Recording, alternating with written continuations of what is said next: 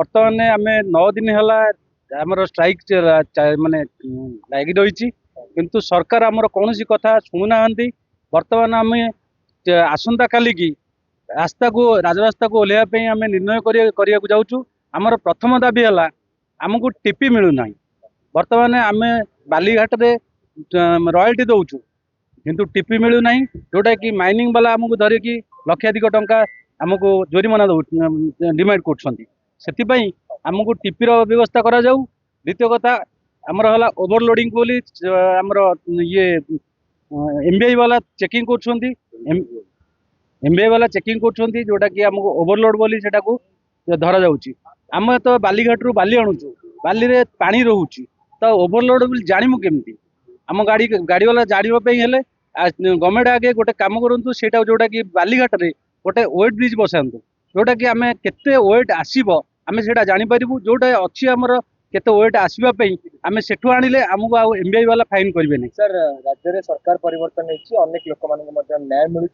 अधिकार मिलूँ अनेक नियम आपको कौन लगुच एत दिन स्ट्राइक कर गोटे स्वतंत्र नियम हवा दरकार कैबिनेट पास हवा दरकार आगे विधानसभा जेहतु आसूसी एने किसी स्वतंत्र बिल आम भावुँ निश्चय आम कथा सरकार शुणे बर्तमान 9 दिन है तो शुणी ना फिर भी आमर विश्वास अच्छी भरोसा अच्छी सरकार आम कथा शुणे पाई। तो आगु जो विधानसभा शीत अधिवेशन आरंभ होने किसी बड़ धरण माने अभियोगता जनइबे धारणा देवे कि निश्चय आम धारणा दबु आम विधानसभा आगे निश्चय आमर 5000 लोक समस्त आसी धारणा दबु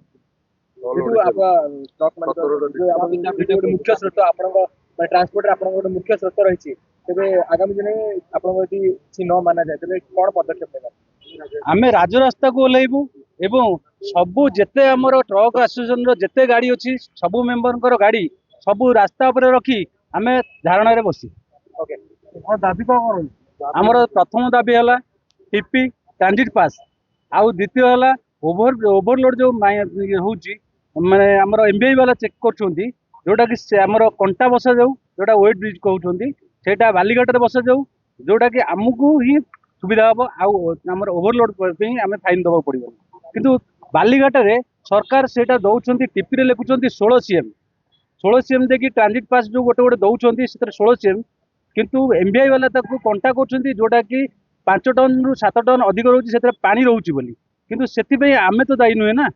सेटा कंटा जदि सेठी बसा जाता ताले आम केते लोड आसूची बोली सेठी अंडर लोड दियंते एमबीआई वाला चेक कले भी आम किसी फरक पड़ता नहीं।